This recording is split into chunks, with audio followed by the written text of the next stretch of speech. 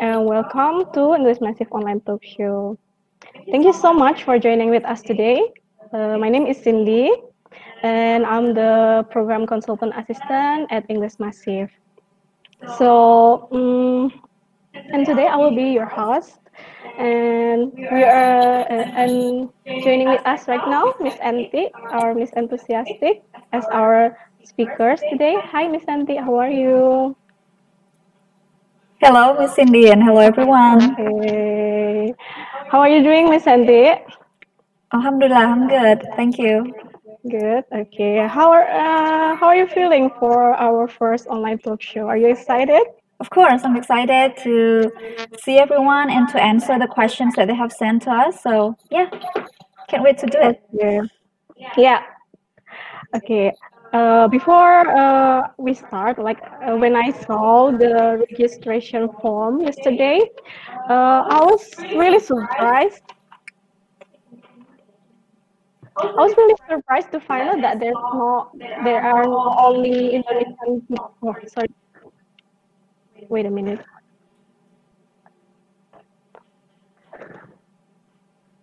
Okay, I was really surprised to find that people outside Kediri are also joining with us today. So there are people from Universitas Airlangga, Universitas Sanata Dharma, that's on Jogja, right? And there are also people from UI or Universitas Indonesia. And we also have people from Bogor, Bandung, Parepare, and Manado. That's really wonderful. And I just want to say thank you so much for joining us in our first online talk show. So maybe for some people, untuk beberapa orang, especially people from Kediri are already familiar with our program. Jadi mungkin beberapa sudah familiar ya dengan program kita English Massive. So English Massive, I'll just use Indonesian, okay, to explain English Massive. Jadi English Massive ini adalah salah satu program dari pemerintah Kota Kediri di bawah naungan Dinas Pendidikan, yang mana di situ kita menyediakan kursus bahasa Inggris gratis untuk seluruh masyarakat Kota Kediri tanpa ada batasan usia. Jadi seperti itu. That's because aku Dan kita didirikan semenjak tahun 2000. Informasi yang terkait dengan pembelajaran atau semua hal yang terkait dengan bahasa Inggris seperti itu. Sebelumnya dulu kami pernah memiliki online talk show yang bukan online talk show, radio show yang bekerja sama dengan radio lokal di Kota Kediri yaitu Barometer FM. Tapi karena semenjak adanya COVID ini kami tidak bisa melanjutkan program online talk show itu. Nah, jadi kami ganti formatnya, tapi isinya hampir sama seperti itu. Oke. Okay, wait a minute. Let me read my notes first ya. Nanti kita akan silakan nanti untuk membagikan momen ketika mengikuti online talk show kami.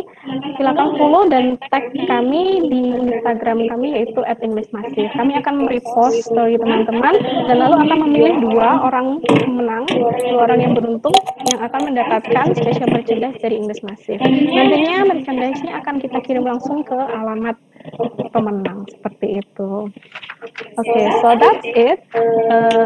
Some introduction from me. Okay, are you ready, Miss Santi? Yes, thank you. I cannot hear you. Yes, Miss Cindy, thank you. Okay, so yeah. Silakan, Okay. Miss Santi. Assalamualaikum warahmatullahi wabarakatuh. How's my voice, everyone? How are you?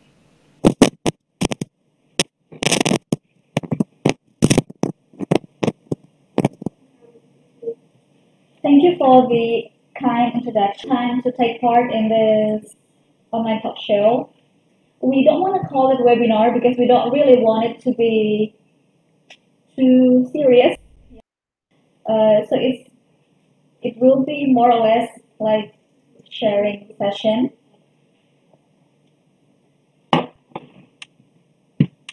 I can see that from the registration, there are many people coming from different backgrounds and different places across the country. And I'm really excited to share my experience, especially for those who are planning to study abroad. Let me share my screen.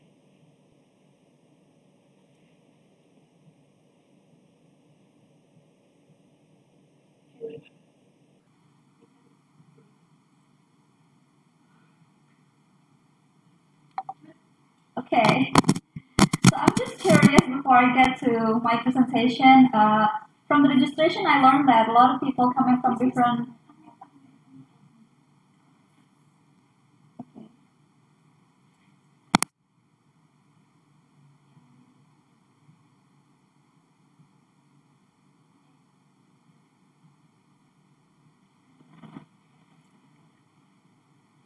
So before I get to my presentation, I'm curious actually because I learned from the registration, many people come from different places.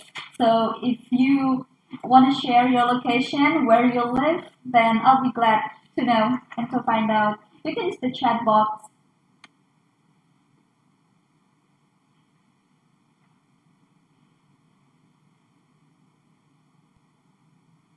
So we're in Kediri, as Miss India has told you earlier that English Massive is a program initiated by the local government of Kediri. Okay, Mr. Rustam from Yogyakarta, hello. Dari Dayati from Nganjuk. Okay, another person from Yogyakarta.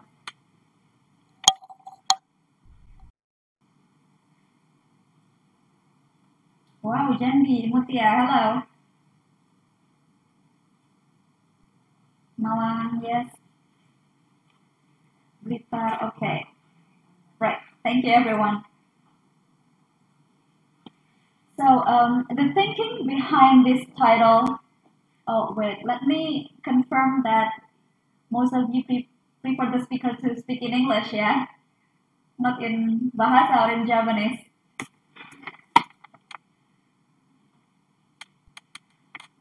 Okay, so the thinking behind this title, pros and cons of studying abroad, is that because we have already seen a lot of events or webinars or seminars focusing on how to get scholarship to study abroad. So that's why we would like to offer you another perspective in the benefits of studying abroad.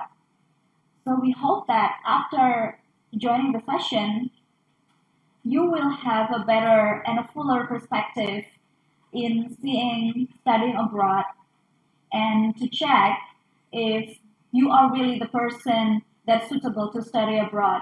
And if you already plan to study abroad, then we hope that you will be better prepared in gaining a richer experience in studying abroad.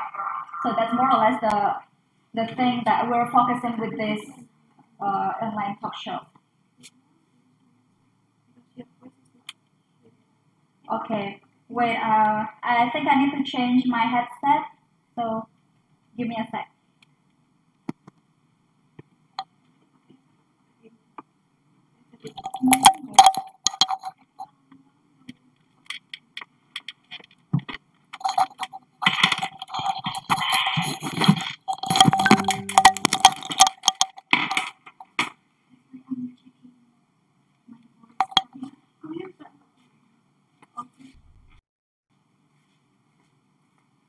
Check. How's now?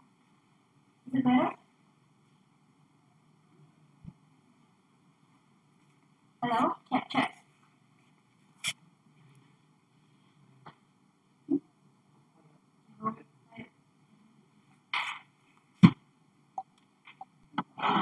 Benda nggak di...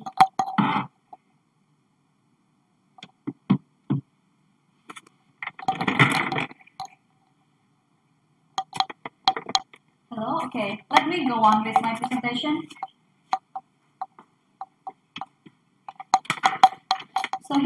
you can expect for today's session. So I'll be talking about the year when I served as a teaching assistant to Johns Hopkins University, Washington DC campus. So Miss Cindy told you that Johns Hopkins University is in Maryland. Yes, actually the campus is in Maryland, but the campus where I was stationed at that time itu di Washington DC, bukan di Maryland. And then I'm going to talk also a bit about my year as a Master's of Arts student. I think Miss Cindy also told you that I'm studying TESOL, or Teaching of English for Speakers of Other Languages. And then I will move on with a general overview of a bit about the differences of how people live in the US and in the UK.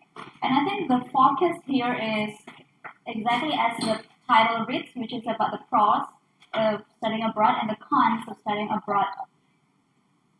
So you can expect me to speak about the topic for about 30 minutes, and because we have so many good questions, then we will devote another 30 minutes for question and A. I really thank you for everyone who have sent us questions, which really helped me to structure my presentation.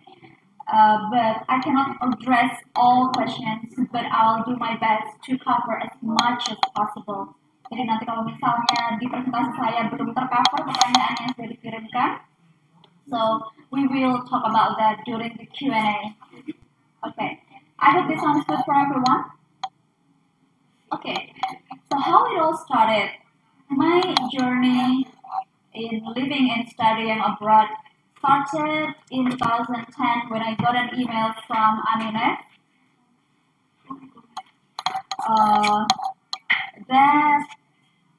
That email contained an announcement or a notification of my appointment as a teaching assistant to the Johns Hopkins University.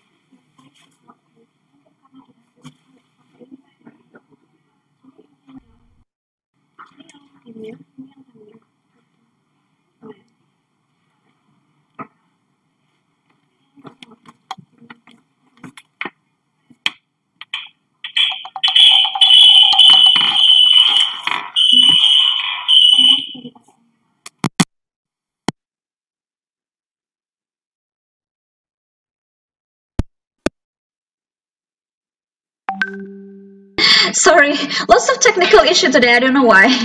Please, can you please monitor the voice? Okay, I'll just go on. Okay. So this email is actually a result from a process that I started the year before. So if you imagine a person studying abroad happens instantly, that will not happen. So if I can tell you the truth, the moment when I began my application for FLTA, that was in 2009. And then there are some process that I have to go through, including the administration selection, and then the interview, and then the TOEFL test, and then finally another paperwork, administrative thing in which they test about my motivation in applying for the program. And then finally in March, I got the result. So that's more or less how it started. So if you plan to study abroad, for example, next year, then it's a bit too late if you started this year. So at least if you know that the academic year started in August or in September, then at least the beginning, the January, the previous year, then you have to have everything started actually to prepare. So this email leads to, okay, I'm going to tell you first, what is a Fulbright TA? Jadi teaching assistantnya Fulbright itu tugasnya apa? So actually it's a non-degree studies, jadi tidak ada, well, we will have certificate, but it doesn't add up to our academic credential. So bukan seperti setelah kuliah lalu dapat ijazah S1 atau S2. So it's a non-degree studies, and then the main duty is to involve with local community life and as an informant.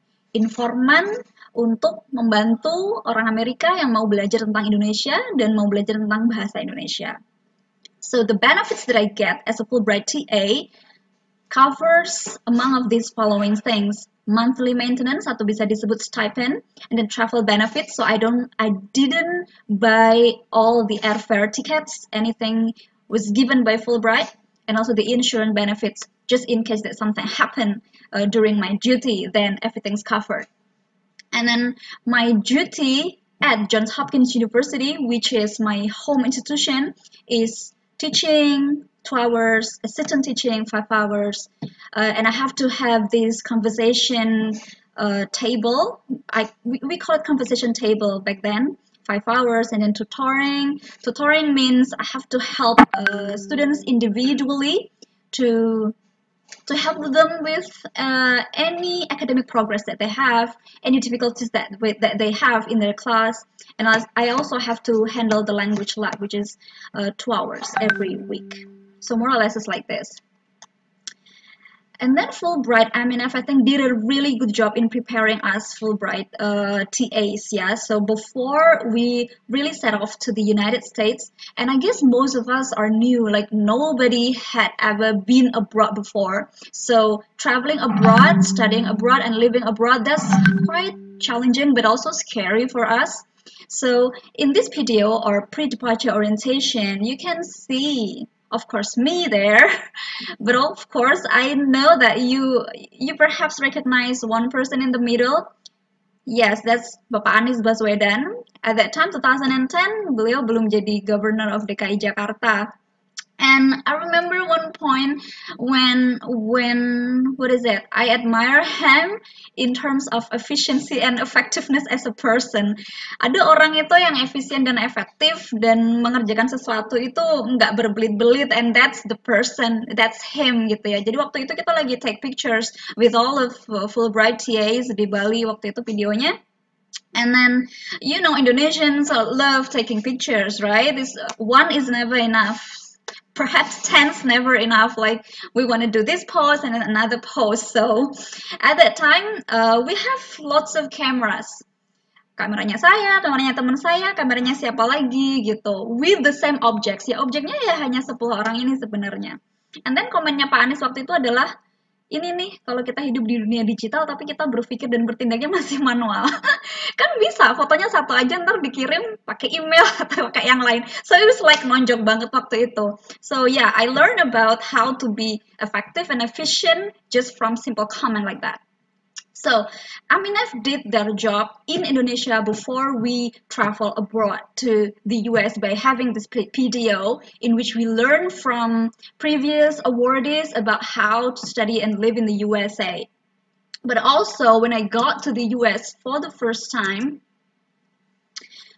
MENF has another, they call it summer orientation, I guess, in which I meet teaching assistants from all over the world. Kalau yang tadi kan di Indonesia kita cuman bareng sama TA yang semuanya akan mengajar bahasa Indonesia di US. Tapi during this summer orientation, I met with people from Russia yang akan mengajar bahasa Rusia di US, for example, or people from Morocco yang akan mengajar bahasa apa sih Morocco itu? Well, I don't know, their national language gitu ya, or people from Pakistan or Chinese, so all over the world. So it's really culturally rich, and that's, I guess, the first time for me to really meet people with diverse backgrounds. Now, as I think I told you a bit about this, but just to let you know, in real situation, when I serve as a Fulbright TA, then really what I have to do is to inform American people about Indonesia. So I really have to be informed first. Bagaimana mungkin kita ngasih tahu orang kalau kita nggak tahu tentang Indonesia? So I think that's really one big lesson for me as an Indonesian, and that's also challenged my identity as an Indonesian, because all this time we know that we were born in Indonesia, we raised in Indonesia, we studied in Indonesia, like we spend our daily life in Indonesia, but sometimes we do not know much about our country. But then when we're sent abroad, and then people ask about our country, Di Indonesia itu ada berapa suku bangsa sih? Di Indonesia itu ada berapa pulau sih? Orang Indonesia itu bener ya semua makan nasi? Or for example, questions about bahasa Indonesia. Apa sih bedanya tidak sama bukan? Apa sih bedanya apa dengan apakah? Things that I never thought about before, and then suddenly I was confronted with whole new experience that really challenged my identity as Indonesian. So I guess one year that really is a highlight of my personal and professional development is the year when I serve as a Fulbright TA. So more or less it's like that. Okay, let me go on. So as a TA, other than assisting teaching or teaching Bahasa or also leading conversation group for the students, we also have to take classes. Jadi kami juga harus belajar, and because we are international students, mata kuliah wajib yang harus diambil oleh international students adalah disebut ESL, English as a Second Language. Itu terdiri dari kalau di kampus Johns Hopkins itu terdiri dari 2 kelas. Yang satu adalah reading, writing, and then yang kedua adalah ESL, speaking and listening.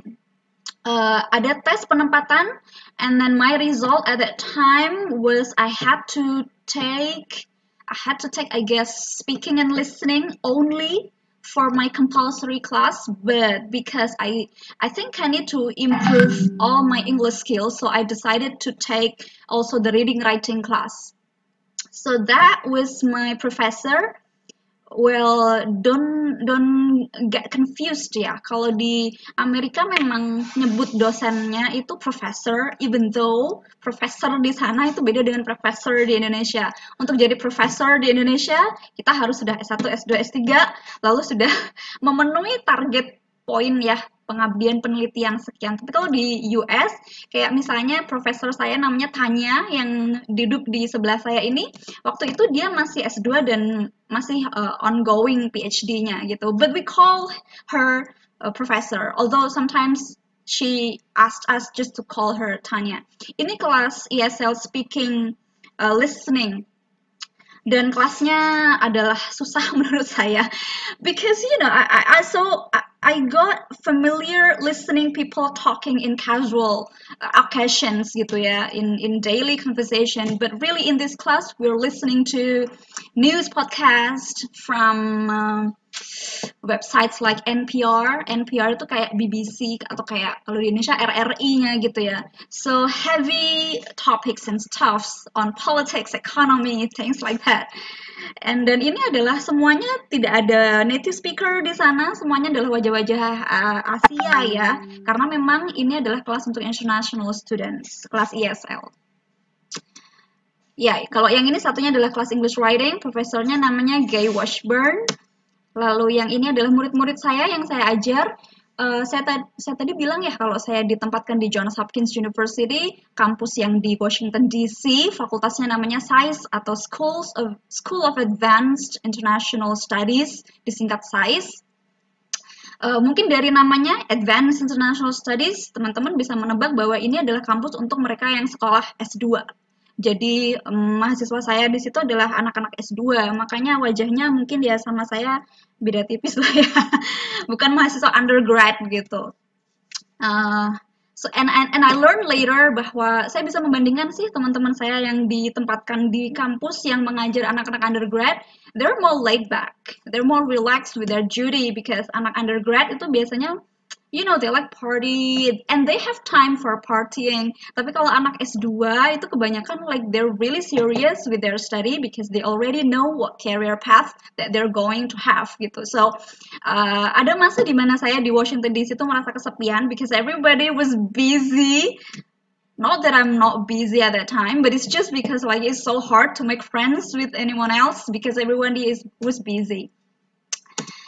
The only chance that students have to socialize and to meet with each other is called happy hour. Happy hour happened every Friday.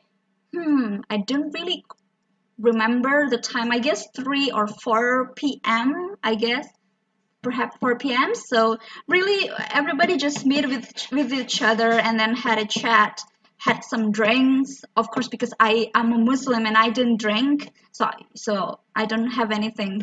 Sometimes I bring my own coffee or tea. But yes, it's different from Indonesia. In Indonesia, like you can have a chat with your friends anytime. You meet them and then you can say hi, blah blah blah. Mau ngapain, mau kemana, ayo makan bareng. But what I experienced there adalah I really cannot do that di SAIS karena ya itu tadi, kalaupun ketemu sama orang, sorry I gotta go because everybody was busy. Jadi satu-satunya tempat untuk sosialisasi di kampus adalah di happy hour ini.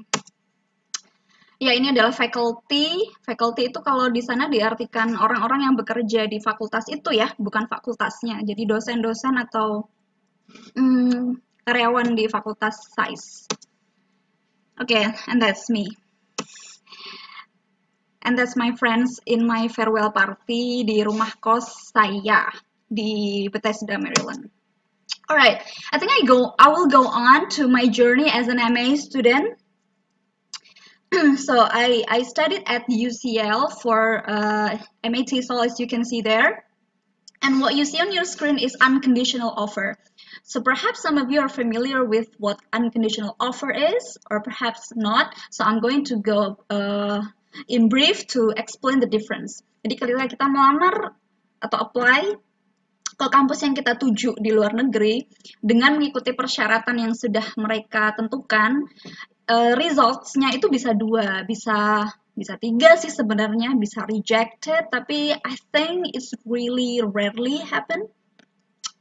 Most of the time you will get unconditional offer atau conditional offer. You will get unconditional offer if they think that you have completed all the requirements.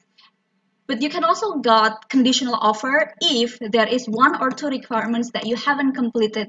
Misalnya sudah kirim reference letter, sudah ngirim personal statement, tapi belum punya skor IELTS atau TOEFL.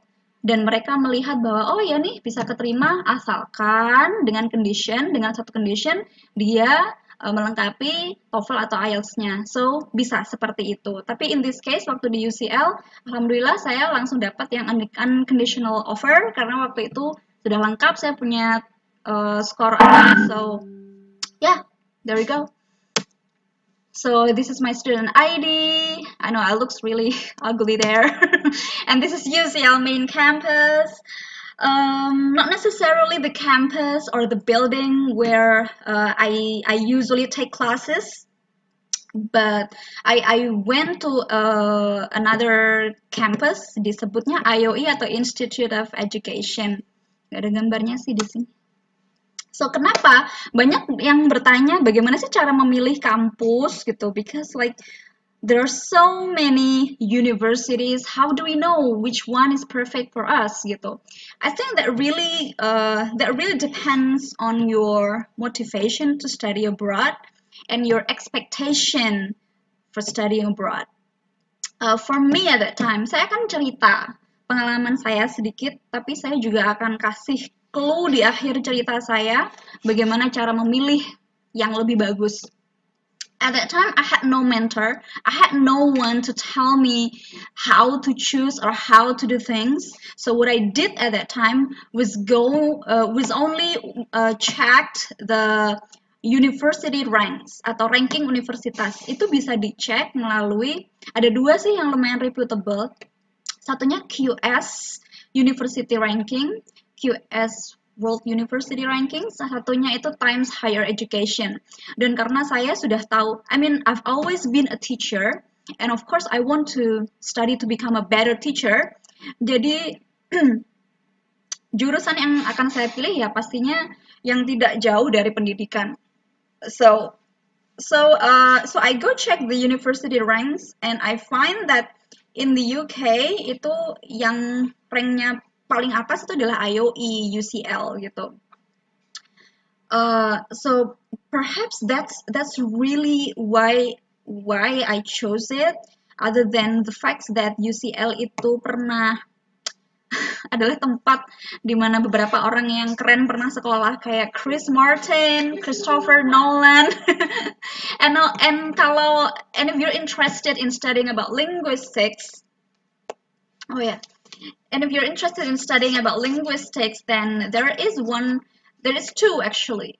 Michael Halliday and also David Crystal, who was once studied there. So it's really a cool place to study. That what I thought. Lalu di poin yang kedua itu saya jelaskan bahwa UCL itu is very reputable in terms of research excellence framework. Jadi kalau di UK itu kampus akan berlomba untuk mendapatkan dana hibah untuk penelitian, dan UCL itu termasuk salah satu yang dapat dana hibah penelitian paling gede. Makanya kenapa dia research frameworknya dia benar-benar ranknya bagus, research impactnya juga bagus. But this fact itu actually it's a good news, but also when we see or when we assess a campus or where to study, then actually we also have to look at other things, not only rankingnya atau researchnya seperti apa, kecuali kalau kita memang mau jadi researcher. Karena saya seorang guru, dan guru itu butuh sesuatu yang practical, bukan sesuatu yang theoretical, academic, to academic gitu ya. But I didn't know that at that time gitu. So yeah, that's really my motivation. But I would recommend you to check other things, including teaching quality, for example, the number of international students, the ratio of international students, and also student satisfaction-nya seperti apa di situ. Support atau academic support yang diberikan oleh kampus itu kepada students-nya seperti apa. I think you really need to check on that.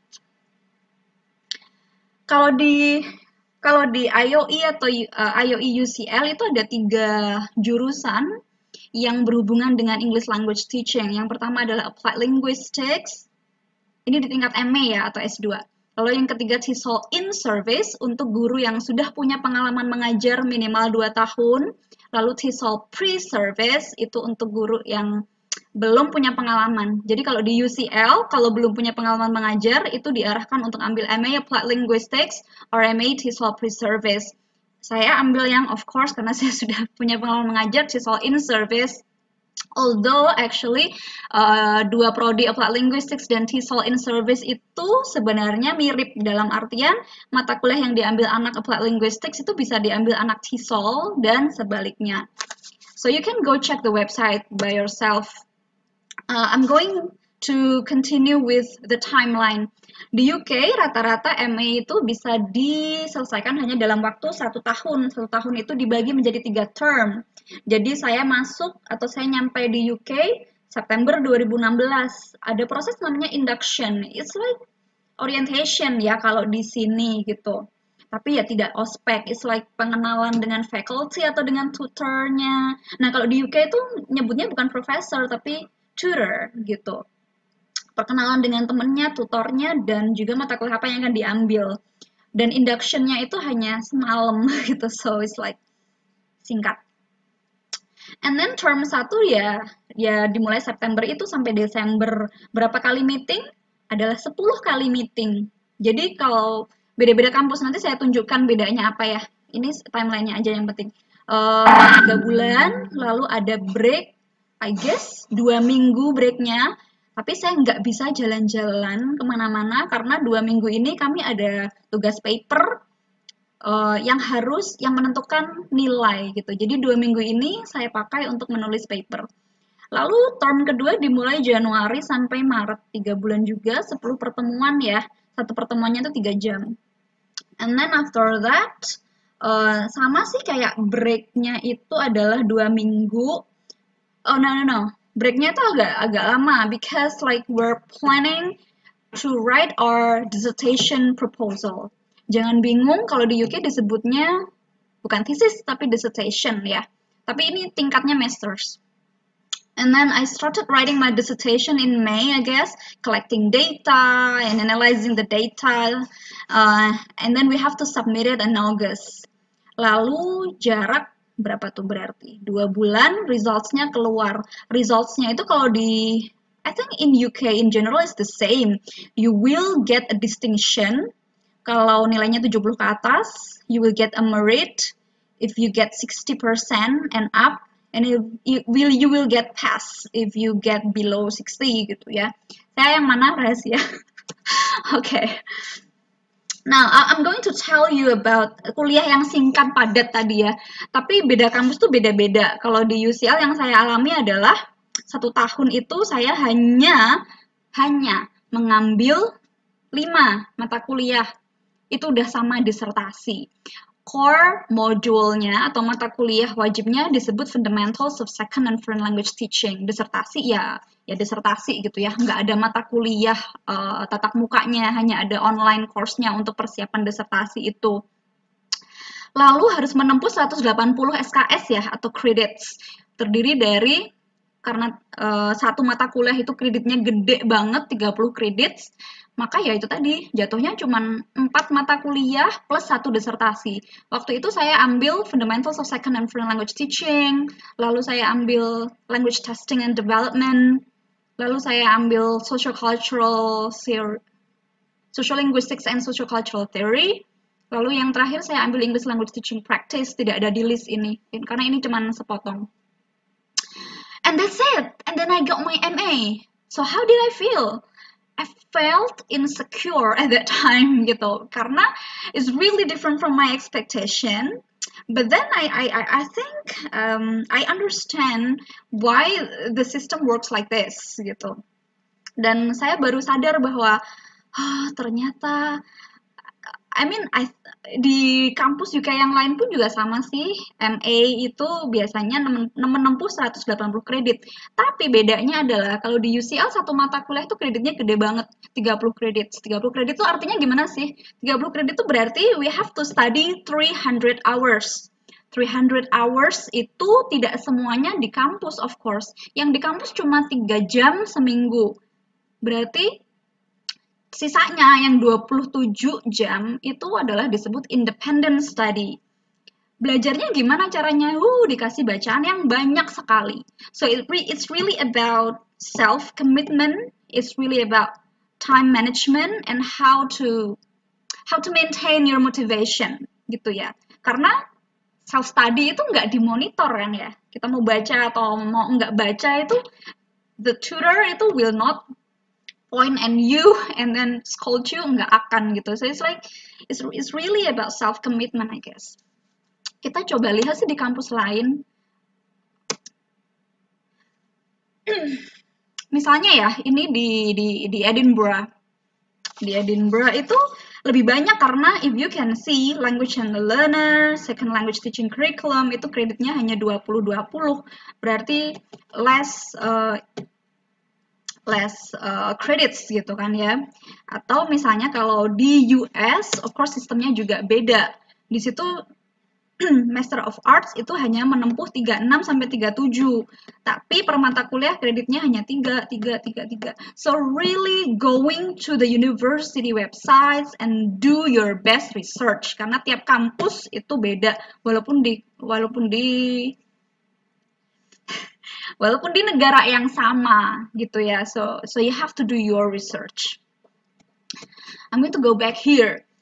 Di kasus saya, cara untuk menentukan MA program mana yang paling sesuai adalah pertama kita tanya ke diri sendiri dulu. Are you experienced or less experienced as a teacher atau as whatever career that you have gitu ya. Lalu what field of study or research you want to focus on? Ekspektasinya apa? Apakah nanti setelah S2 mau langsung S3 atau setelah S2 itu mau kerja? Itu bakalan ngaruh juga. Lalu baru institution strength and reputation termasuk rankingnya. Ada salah satu referensi yang bisa dibuka ya kalau misalnya field of study-nya adalah TESOL atau ELT related. Alright, so these are the advice ya from selector gitu dari admission tutor atau selector gitu ya. Yang pertama berarti advice-nya adalah gampang aja sih. You cannot be admitted if you don't apply. So of course kalau mau keterima kuliah di sana gimana? Apply.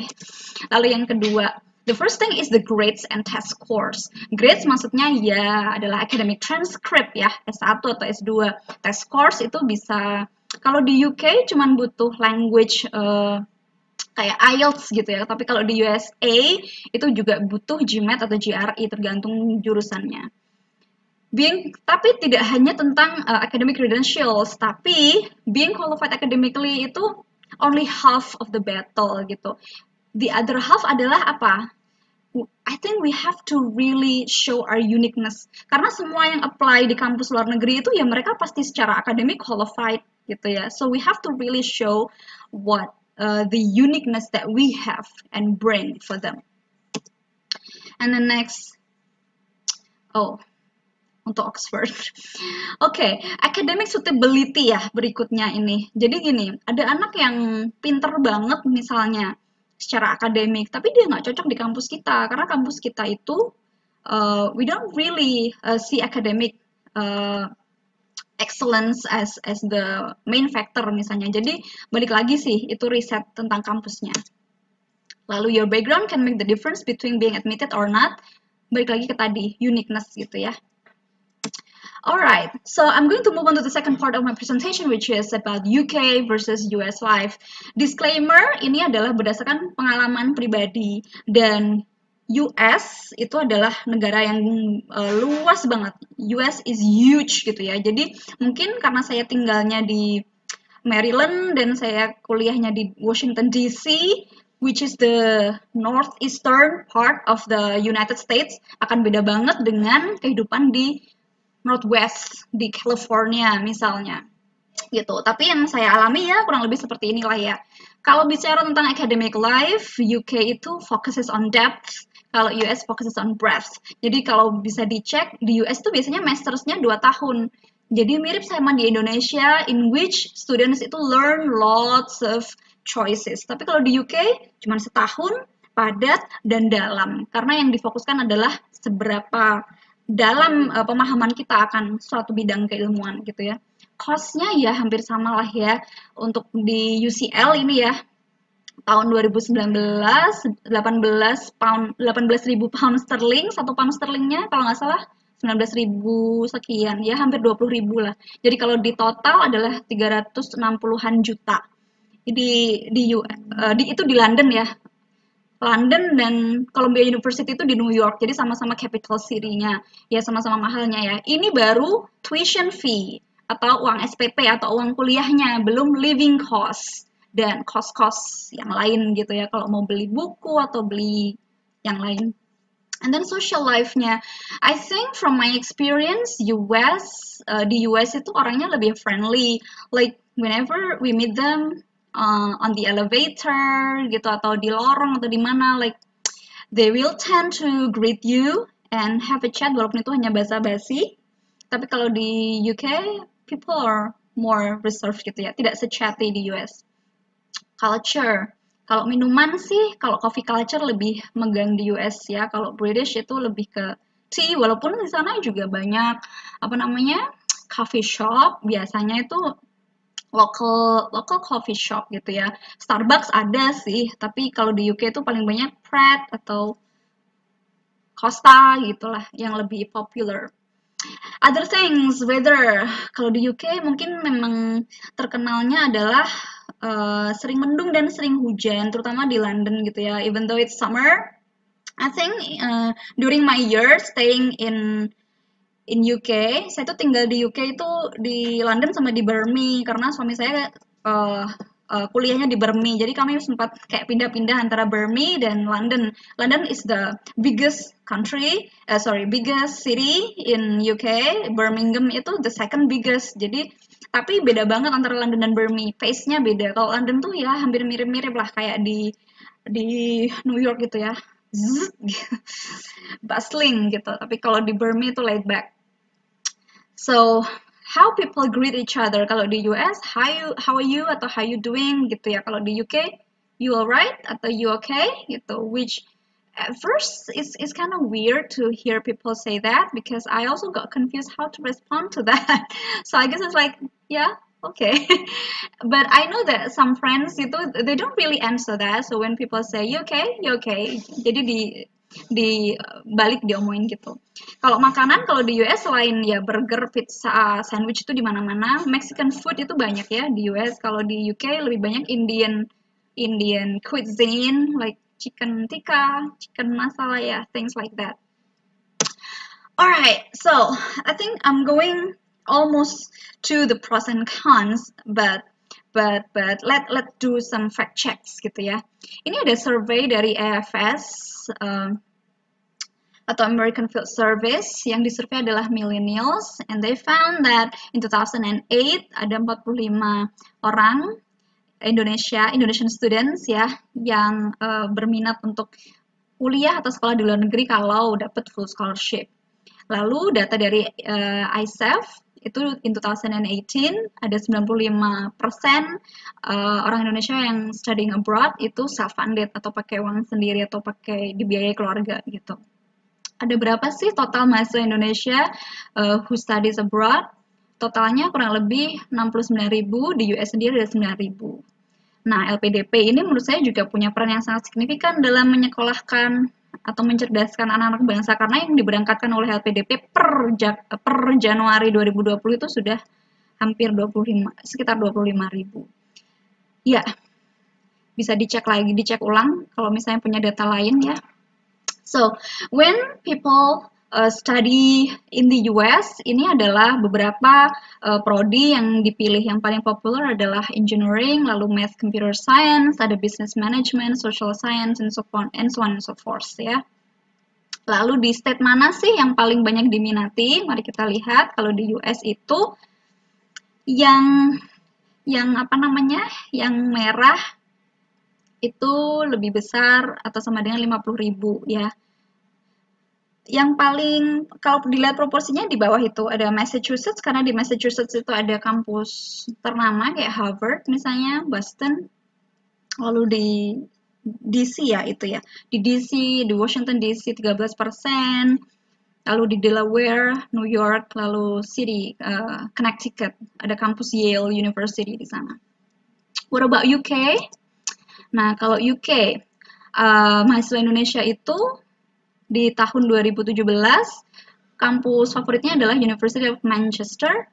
Kalau di tahun berikutnya Coventry University. Ini yang top universities yang paling banyak diminati. UCL pun juga masuk di situ karena populer, dan memang menurut saya beda sih apa namanya, kalau di UK itu memang secara persyaratan memang lebih simple ya kalau dibandingkan dengan US. So I guess yeah, it's quite popular for Indonesian students. If we talk about motivation for studying abroad, then the first motivation is to pursue high quality education overseas. And then also some people want to boost their academic profile, karena sepertinya akan keren kan kalau dilihat lulusan luar negeri gitu. And it leads to opportunity to have a better career. And these are another consideration. So reputation of host country, negara mana dulu? Mungkin kalau di Indonesia ada 3 ya, US, UK, Australia. Although Singapore is also another popular destination. Lalu they also consider about the price and the reputation of host institution. Kampusnya itu seperti apa reputasinya. Now, the pros and cons. Alasan pertama atau benefit pertama menurut saya berhubungan dengan academic advancement, karena when we study abroad then we will feel different types of learning experience, and then we learn to have a broad perspective in sharing our opinion with people from different country because we come from different contexts. Of course, library access itu juga menjadi salah satu alasan yang sangat, menurut saya itu sangat menguntungkan ya untuk kita yang berkuliah gitu, karena I think kenapa kualitas paper atau skripsi dari mahasiswa itu kadang tidak sebagus yang kita inginkan ya, karena limited resource juga. Mereka hanya bisa mengakses jurnal atau artikel bebas yang sebenarnya reputasinya atau kualitasnya nggak terlalu bagus, sedangkan di luar negeri saya diarahkan oleh tutor ya waktu itu untuk membedakan mana sih artikel jurnal yang bagus dan enggak, dan kenapa ini bagus, kenapa ini enggak. Benefit yang berikutnya adalah to improve our language skills. Of course, harapannya ketika kita terekspos dengan language input dari mungkin native speakers di sana selama di kampus atau di luar kampus, then it will of course leads to better language skills. Okay, the next reason is about cultural exploration. We will meet people from different people, and then we can make connection with them. Dan kita akan menjadi orang yang lebih terbuka ya. Dalam artian tidak semua orang itu sama seperti kita. There are people with different upbringings, there are people with different thoughts, different opinions, and we learn to accept that gitu. Bahwa tidak ada satu culture atau satu hal yang pasti paling bagus atau paling benar gitu. We try to live with multiculturalism. I think that's another benefit. Cultural pluralism, interconnectedness, international economic competition itu adalah sebuah keniscayaan gitu. Dan that's why studying abroad itu melatih mahasiswa atau melatih siswa itu untuk mempunyai skill atau attitude yang bisa diterima sebagai global citizen, tidak hanya citizen dari satu negara aja. Dan ternyata cultural pluralism itu atau exposure kita terhadap culture yang berbeda itu juga menurut riset bisa juga menghasilkan creative thinking gitu. The next reason adalah personal and professional development, karena di luar negeri biasanya kita nggak punya teman yang bisa diajak gerudak-geruduk gitu ya. Kita harus belajar untuk make decision for ourselves gitu. Kita assess apa yang baik untuk kita, apa yang prioritas kita apa gitu. So we learn to be more independent, more self-reliant. And that because of that, then we learn to have a better perspective on anything and broaden our horizons gitu. Kayak di slide ini, you see yang di bawah itu new approaches to Quran and exegesis.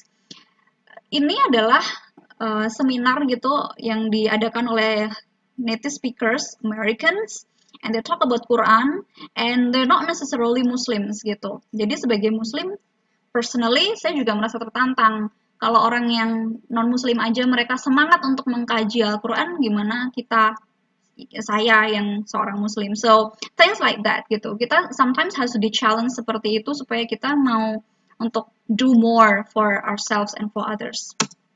Oke, benefit lainnya adalah mungkin ketemu sama orang-orang yang biasanya cuma kita lihat dari screen aja. Di sini blur ya, tapi itu sebenarnya adalah Hillary Clinton. So yeah, that's extra benefits. Okay, the cons now. Jangan ngomong yang enak-enak aja gitu ya, supaya balance perspektifnya kita bahas. Cons-nya apa? Of course, yang pertama adalah high cost gitu ya. Mahal banget, tadi kita udah hitung-hitung kalau 1 tahun belajar study MA di UCL itu kurang lebih 360-an, belum living cost dan yang lain-lainnya gitu ya. Jadi bisa dihitung sendiri berapa sih yang dibutuhkan untuk menyelesaikan studi 1 tahun MA gitu. Dan apakah itu worth it? Lalu hal yang kedua adalah separation from family. Ada banyak cerita, bukan banyak sih, tapi ada cerita gitu ya. Mahasiswa yang get depressed karena out of loneliness and perhaps cannot adapt with the new environment. So that also leads to the academic matters gitu. Jadi karena depresi akhirnya tidak bisa mengikuti perkuliahan dengan baik dan akhirnya ya nggak bisa menyelesaikan studi bahkan gitu. So things like that are not rare gitu. Insecurity-nya karena social isolation. Tidak semua itu bisa berteman loh dengan native speakers di sana atau dengan local people. Atau mungkin juga homesickness. Ya nggak pernah nih kepisah dari rumah, nggak pernah jauh dari rumah, tiba-tiba entah di mana gitu. Atau discrimination, Islamophobic misalkan, atau racism, orang Asia gitu kan, bukan berkulit putih. Sometimes things like that happens. Another things adalah ketika sudah mau pulang gini ya, jadi ada yang namanya tuh reverse culture shock. Kalau culture shock itu dialami ketika kita baru masuk ke environment yang baru. Lalu kita beradaptasi di situ, sudah nyaman di situ. Disuruh pulang. Ketika pulang, well, we no longer the person we were once gitu ya. Kita sudah punya perspektif baru, kita punya wawasan baru, we learn about how to do things differently. Tiba-tiba kita harus pulang, di sini kotor, panas, orang nggak bisa diajak antri, ngeluh kan istilahnya. So here, ini adalah pengalaman yang saya ambil dari theguardian.com gitu ya. Intinya adalah readjusting at home has been harder than life abroad. Because apa? Because I inject some of the things I love about living abroad into my home life while realizing that there are some feelings I cannot replace. I'm starting to find a new normal. So I have a friend who kalau di Amerika dia mungkin terbiasa kalau pagi ngampus dia mampir di Starbucks gitu. Di Indonesia hidupnya di kota kecil yang nggak ada Starbucks gitu. Things like that, small things like that itu can affect personality, atau mungkin di sana itu udah terbiasa dengan jadwal harian yang sudah disusun rapi gitu ya. Tiba-tiba di sini ngaret, temennya nggak bisa diajak manage waktu dengan proper gitu. So things like that can lead to depression also gitu. In my case, mungkin ini reverse culture shock saya agak parah ketika pulang dari US, karena itu it's like my first experience living abroad and then went back home gitu. Jadi ketika saya pulang dari US mungkin saya agak lebay gitu ya karena reverse culture shock. Tapi ketika dari UK dan pulang, I'm like more realistic gitu. Saya lebih bisa menerima bahwa well ya, live where you are gitu, live the way where you are gitu. Jadi kamu hidup di sana ya seperti itu, hidup di sini ya seperti ini, menyesuaikan aja. So it's all about adaptation. Oke, kalau banyak yang berpikir bahwa lulusan luar negeri itu pasti akan dapat kerjaan sesuai dengan kompetensinya, sesuai dengan gaji yang diharapkan gitu ya, then it's not always the truth gitu ya. Itu pun juga saya alami. Saya pulang dari UK dengan S2, tidak langsung dapat pekerjaan juga because I start things from zero actually, and there was waiting time. Saya tidak langsung dapat pekerjaan, and I have to apply of course gitu ya, karena tidak semua orang di Indonesia itu bisa appreciate gitu dan dan menganggap bahwa lulusan luar negeri ini memang harusnya punya tempat yang atau punya diberikan kesempatan untuk mereka beraktualisasi semaksimal mungkin. Tidak semua punya pemahaman seperti itu. And I think when you plan to study abroad, you also have to prepare yourself when you got back home gitu.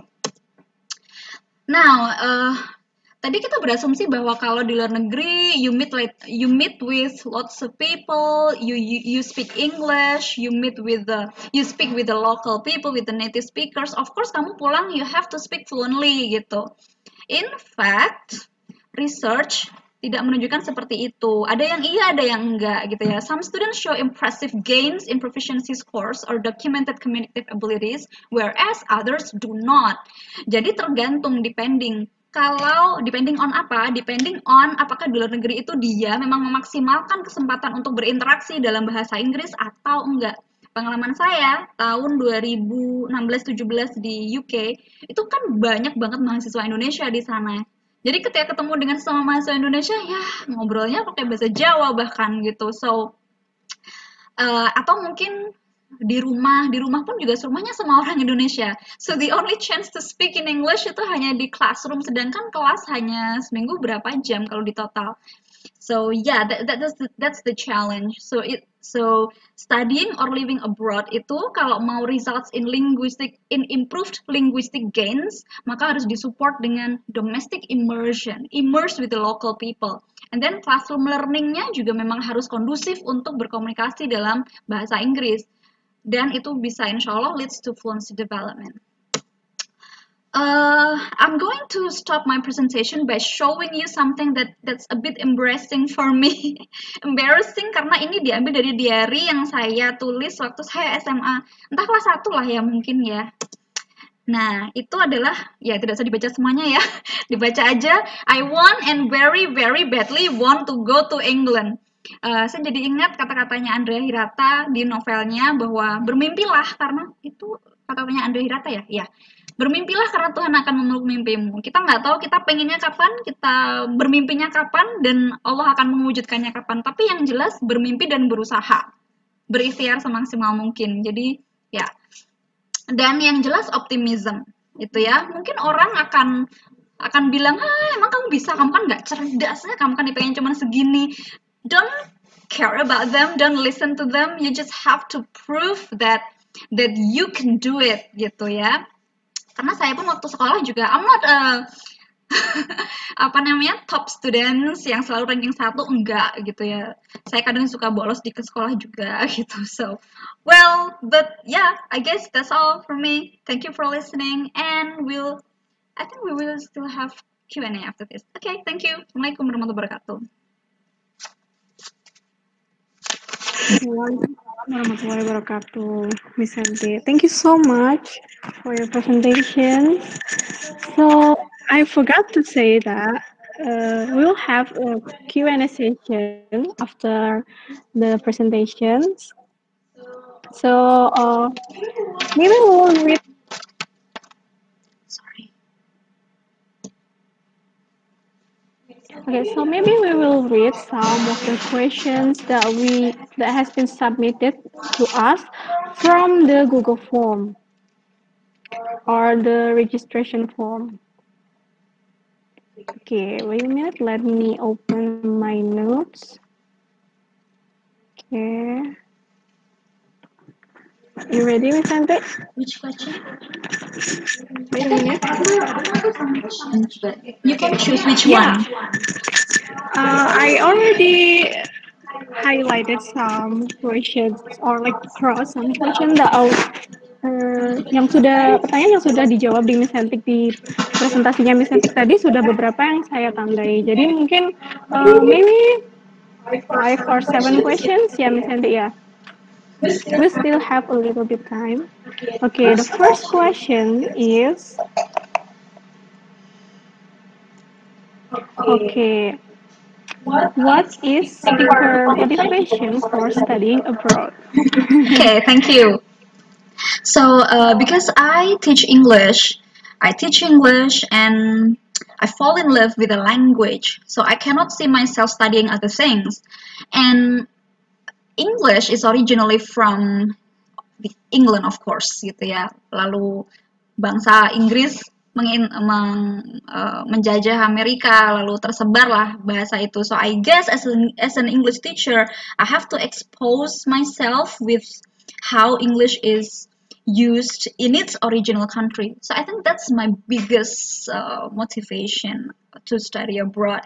But I don't know why. Mungkin kalau dari SMA itu, I mean since elementary school, I loved listening to English songs, and I think that sounds really good to me, and I think that really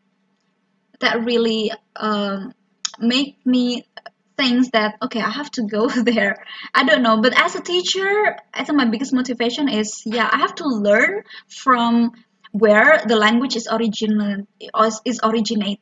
Yeah. Okay, so that's why you also want to choose UCL, right? Yeah, for UCL yes, because the rank, karena rankingnya dan karena orang-orang yang tadi, ya. Okay, the next question is how to get reliable resources about scholarship. I think the most popular scholarship I have mentioned before. Kalau ke US itu yang paling prestigious, yang paling populer adalah Fulbright, IMNF. I think I have a link on my presentation. Kalau ke UK itu ada Chevening, but of course our country Indonesia itu punya LPDP yang itu juga memberi kebebasan kepada awardee-nya untuk memilih sendiri negara tujuan belajarnya kemana gitu. So LPDP, kalau ke Australia ada AAS, Australia Award Scholarship, kalau ke US ada Fulbright, ke Jepang juga ada Manbogu Manbogukasho. Oh, I don't know. Ke Jerman itu ada DAAD. I think there's a lot of institution for hunting for scholarship. But why not try LPDP? Karena itu adalah punya negara kita sendiri gitu. Okay, so that's it. Yeah, maybe from my perspective, we better to or looking at the official website of the program, right? Like for example, LPDP. So it's better for us to like directly go to the LPDP website and just like looking for the requirements or information there. So it's like a valid information. Yeah, something came up. Like I remember something. There's a trend. I'm not in the position of judging whether this program is good or not, but I will just give you my perspective on programs that I have seen quite many these days. Programnya itu bunyinya adalah beasiswa gitu ya. Ada fully funded, ada partially funded, ada yang self funded. Beasiswanya bisa ke Turki, bisa ke Malaysia gitu. And penyelenggaranya, I don't know, it's like community gitu. And sometimes it's student association gitu. It's not like I want to forbid you from trying this, but I guess it's better not to try, because you have to make sure that penyelenggaranya sih benar. If the institution is some institution that's reliable, reputable, then go for it gitu ya. Tapi kalau modelnya ada yang self-funded, ada yang partially funded, ada yang fully funded, I'm assuming that the fully funded itu dibiayai dari yang self-funded, but I'm not sure. Tapi just be careful before applying for that kind of program. Don't get blinded by iming-iming bisa ke luar negeri, karena of course everybody now can go abroad. Yeah, so just be careful. Ya, jadi intinya itu adalah berhati-hati dan selalu cek dan dicek informasi yang kalian temui di internet seperti itu. Oh ya, sebelum kita melanjutkan ke pertanyaan selanjutnya, saya ingatkan lagi kalian teman-teman bisa tanya pertanyaan yang lainnya di chat box. Kalau memang ada pertanyaan, nanti akan kita bacakan beberapa pertanyaan dan kita akan bahas sebanyak pertanyaan yang kita bisa. Dan nanti akan kita pilih satu orang yang memiliki pertanyaan yang bagaimana itu? Pertanyaan yang menurut pemateri sangat bagus. Nanti akan ada special gift dari pemateri itu. Dan juga yang ini adalah silahkan share pengalaman teman-teman di Instagram story masing-masing, bisa tag kami di @englishmasif. Jangan lupa follow juga. Nanti akan kami repost story-nya, lalu nanti akan kita 2 orang yang akan mendapatkan special merchandise dari English Massive. Seperti itu. Okay, pertanyaan selanjutnya, is the test for entering university abroad more difficult than entering university in Indonesia? Okay, that's a good question. I like it.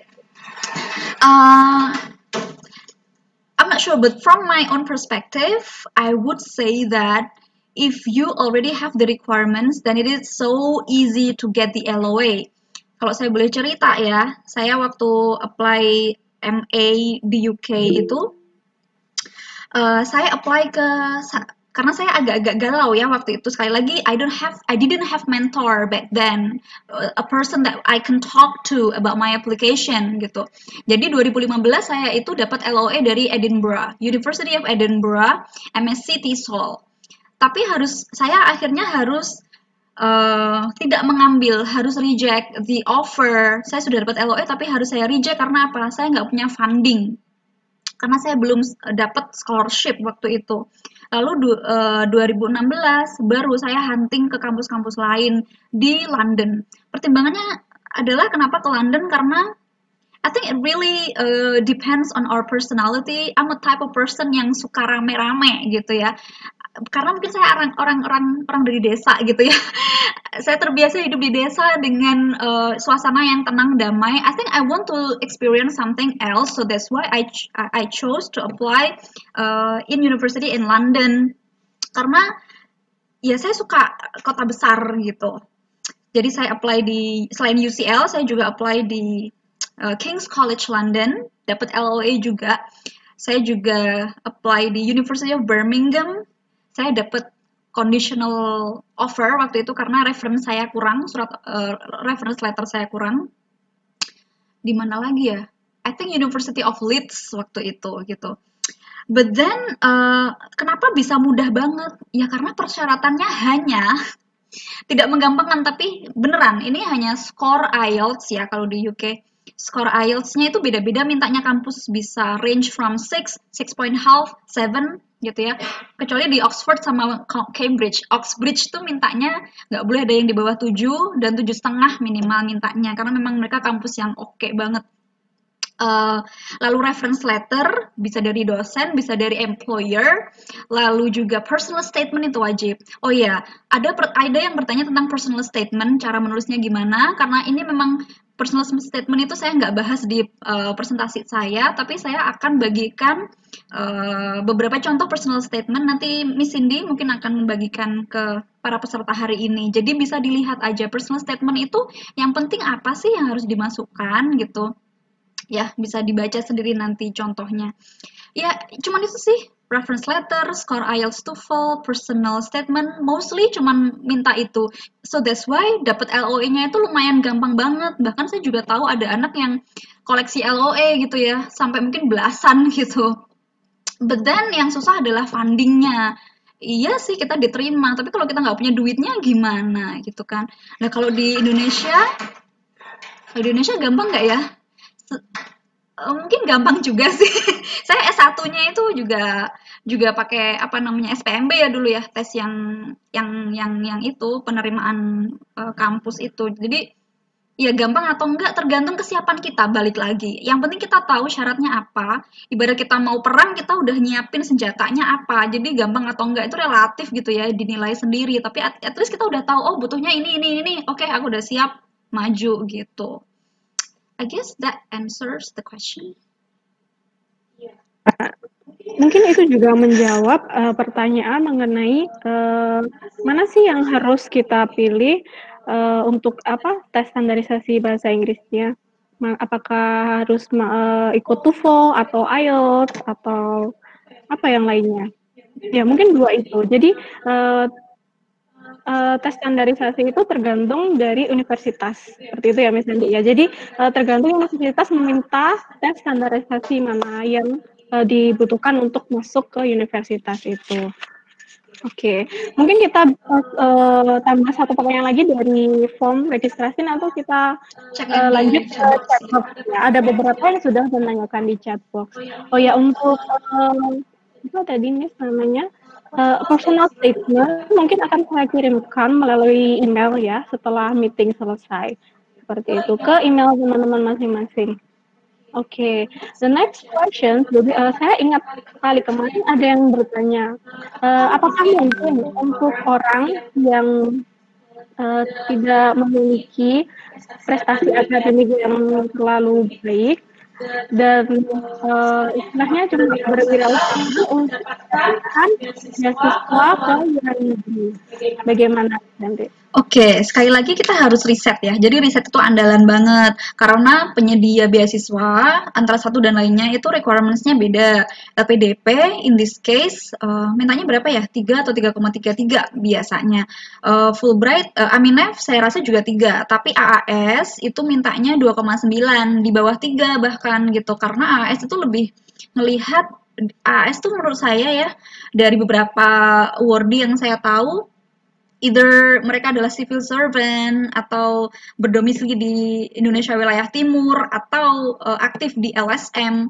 Jadi kita harus belajar dan membaca penyedia beasiswa ini mencari kandidat yang seperti apa sih? Itu satu, karena tidak semuanya itu mensyaratkan hal yang sama. Nah, apakah harus intelligent, super genius?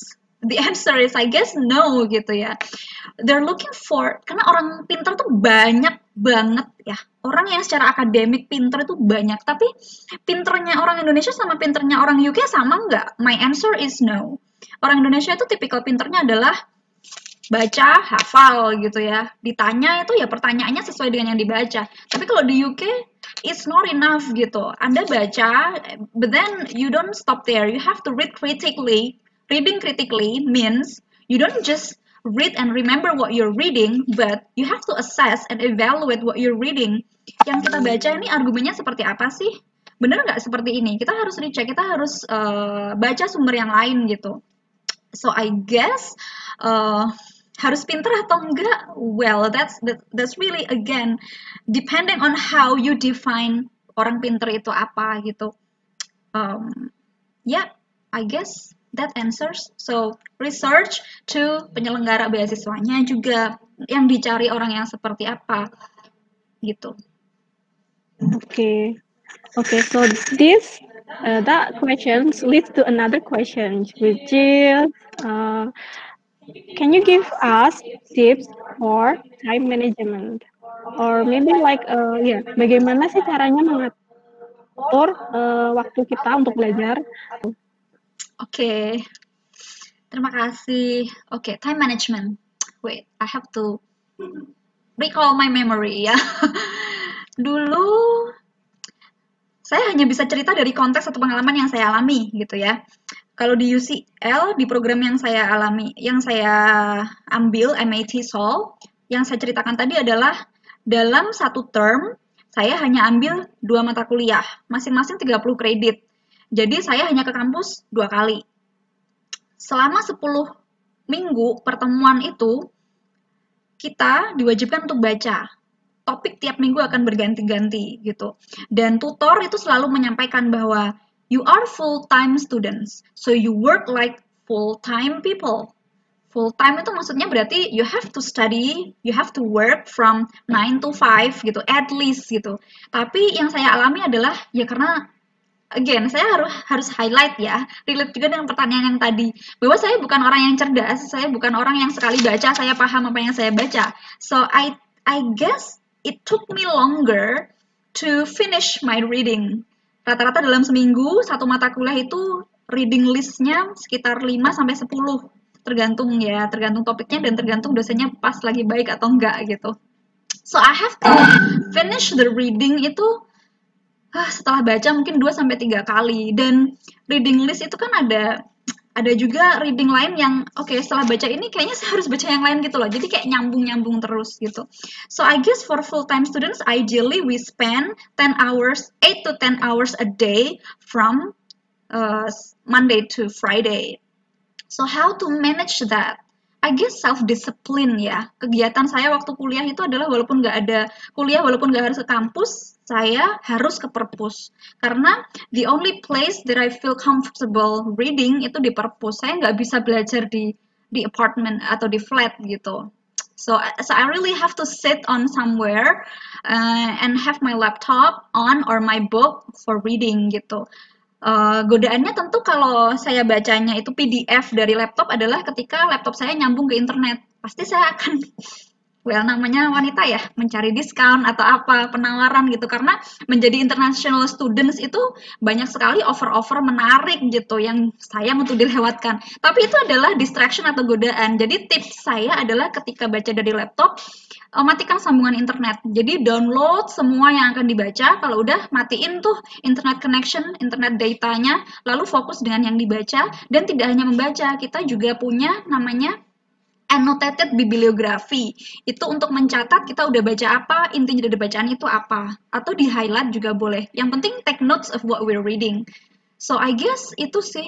I think we also have to have a balanced life. Tidak hanya belajar terus, tapi usahakan kalau weekend saya sih, saya biasanya do something else gitu. So I guess that. Okay, so that's it. I think that also answer the question at the chat box from Ulfa Hubis. Jadi Ulfa Hubis ini tanya, I feel curious about the contrast in campus life. Did you have trouble with the lecture, presentation, or maybe communication with your colleagues? Perhaps the trouble itu atau the challenge itu was really high in the beginning of the study gitu, because we're adjusting to the new learning system. Kalau di Indonesia kan insya Allah asalkan kita datang duduk mendengarkan dosennya aman gitu ya, kecuali kalau memang kelasnya adalah kelas seminar yang kita harus presentasi gitu. But all of my classes back in the UK, that's kind of put you in a round table in which you have to discuss with everybody else gitu. Dan berdiskusi dengan orang lain itu is not easy, because sometimes you don't want to speak up because you're afraid of sounding foolish. Argumenku kok gini aja ya, atau perhaps I don't really get what I'm reading. Jadi pressure-nya mungkin lebih ke situ. Kalau dosen, menurut saya dosen itu sangat paham kalau kita adalah international students. We have sometimes medok accent, very accented, heavily accented gitu, dan mereka paham gitu. Justru yang menakutkan kehidupan di luar kampus gitu ya, ketika kita bicara dengan native speakers atau orang dari bank. Sekarang saya pernah punya nightmare ketika komunikasi dengan orang di bank gitu. So I guess kalau di kampus relatif aman gitu, cuman awal-awal aja menyesuaikan, kita harus aktif di kelas, kita harus paham apa yang didiskusikan, when we can jump in, how to initiate a discussion, and how to maintain the flow of the conversation. I think that's all are the skills that students must possess. Okay, so jadi itu ya tadi jawaban dari pertanyaan Ulfa. Pertanyaan yang selanjutnya adalah di chatbox ya. Ini ada Yulia Fernandita dari Kalimantan Tengah. Wow, halo Yulia. Jadi Yulia menanyakan tentang program FLTA. Apakah selain requirement yang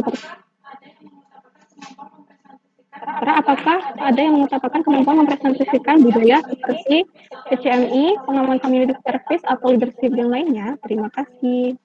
Iya, setahu saya FLTA itu memang fokusnya di bahasa dan budaya gitu ya, in general. Waktu itu saya juga sempat ditawari apakah saya mau mengajarkan bahasa Jawa di US selain mengajarkan bahasa Indonesia, karena orang Amerika itu juga mulai tertarik untuk belajar tentang bahasa Jawa atau budaya Jawa. Tapi waktu itu saya menolak karena bahasa Jawa saya tidak terlalu bagus. Bahasa Jawa itu kan ada register-registernya gitu ya, krama, inggil, madya, dan ngoko gitu. Mungkin kalau ngoko saya sangat fasih, tapi kalau krama, inggil, nggak sebagus itu kan. Jadi saya nggak bisa. Dan karena fokusnya juga di culture, kadang di kampus itu ada cultural night gitu ya, di mana student itu mempresentasikan budaya dari negaranya. Kayak teman saya dari Bali misalkan, dia joget, menari Bali gitu. Saya adalah orang yang nggak bisa nari, nggak bisa, ya mungkin senjata terakhir kalau disuruh perform di culture night itu mungkin saya akan menyanyikan lagu daerah sih, walaupun suara saya ya fals gitu. Cuman apakah itu menjadi hal yang sangat penting? Menurut saya kok tidak ya. Menurut saya tidak, karena itu tadi sih, kita tuh di sana tugasnya sebagai culture and language informant. Kita menginform orang tentang bahasa Indonesia dan juga bangsa Indonesia itu seperti apa. Demokrasi di Indonesia itu seperti apa sih gitu loh. Jadi memberikan perspektif kepada mereka. Mereka tuh mungkin juga well informed juga tentang Indonesia, bahkan mungkin mereka lebih tahu tentang Indonesia, tapi like they need us to give our perspective juga. Jadi lebih ke informant dalam hal bahasa dan culture in general, I think. Leadership skill, of course, kayaknya semua itu butuh leadership skill. Tapi saya pun juga nggak punya track record leadership sih, dan alhamdulillah saya dapet FLTA-nya juga. Jadi, again, kita masing-masing punya strengths and weaknesses. Gimana cara supaya strengths kita bisa kita tonjolkan tanpa menutupi weakness kita, tapi melihat orang itu melihat bahwa iya oke sih ini walaupun dia nggak bisa ini tapi dia bisa ini, kayak gitu loh. Jadi uniqueness-nya aja sih yang ditonjolkan. Yang penting kita juga tahu dan bersiap bahwa they expect us to do what gitu, dan we prepare for that. Oke, so that's it ya. Jadi nggak compulsory, tidak sesuatu hal yang wajib seperti itu ya. Dan yang paling penting adalah bagaimana menonjolkan keunikan kita dan paham tentang apa yang benar-benar diharapkan oleh program yang akan kita apply seperti itu. Nah, kita ada pertanyaan, berapa pertanyaan lagi, Miss? Udah mau jam 5 ya. Perhaps one last question perhaps. Iya, ini ada dari Bidayatul Masula. I wanna ask, what did you prepare when you arrived in the UK for the first time, as like housing and etc. Oke. Di UK itu ya, kalau untuk housing kita memang sudah harus mencari housing bahkan sebelum nyampe di UK gitu ya. Kalau misal ada banyak pilihan sih sebenarnya, apakah mau housingnya on campus atau off campus. Kalau on campus berarti ya pakai asrama kampusnya gitu, bisa informasinya biasanya di website kampus ada. Tapi waktu itu saya pakai yang public housing sih, setelah mencari-cari ke sana dan ke sini karena menyesuaikan budget juga. Secara di London sangat mahal ya harga akomodasi itu.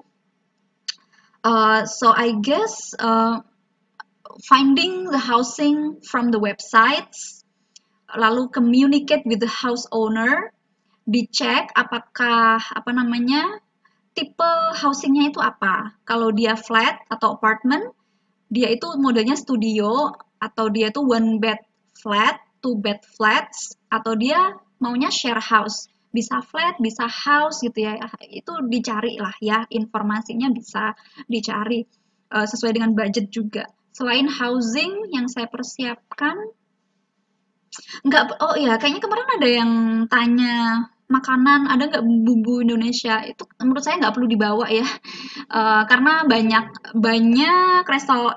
bukan banyak sih, tapi ada lah ya warung Asia atau toko Asia yang menjual bumbu-bumbu seperti itu, atau warung yang jual masakan Indonesia juga ada. Jadi untuk menghindari homesickness sama masakan Indonesia jangan khawatir. Tapi kalaupun mau bawa dari Indonesia juga nggak apa-apa sih, dipastikan asalkan packagingnya aman. Tapi kayaknya yang lebih saya prepare waktu itu adalah persiapan studinya ya kalau saya sendiri, karena ya saya paham sih saya itu dari S1, jarak saya lulus S1 dengan jarak saya kuliah S2 itu lumayan panjang.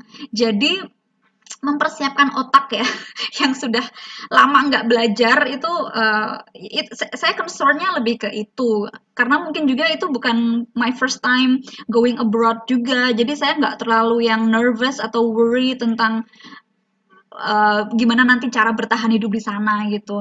Yang saya kurang paham, yang saya kurang prepare ternyata adalah di London itu ya itu loh keseringan hujan. Dan itu waktu di US sih hujan-hujan juga gitu. Cuman kalau di London tuh beneran deh 1 tahun itu saya cuman ketemu matahari bisa hitungan hari. Summer itu ya kadang-kadang ya suhunya masih gitu-gitu aja dan mataharinya cuma bentar gitu. Jadi agak-agak kostum yang saya persiapkan agak-agak nggak kepakai gitu. Kayak saya nggak pakai boots sama sekali. Kalau di US tuh bisa gaya-gayaan pakai boots kalau lagi salju atau lagi hujan. Kalau di London tuh sneakers aja lah, kemana-mana lebih enak kayak gitu. Jadi pelajarilah tentang karakteristik kotanya seperti apa, weathernya seperti apa, kampusnya seperti apa. Lebih ke situ sih preparationnya menurut saya. Thank you so much everyone for the questions. I guess that ends our session today. Yeah. Thank you so much. So that is the end of our session.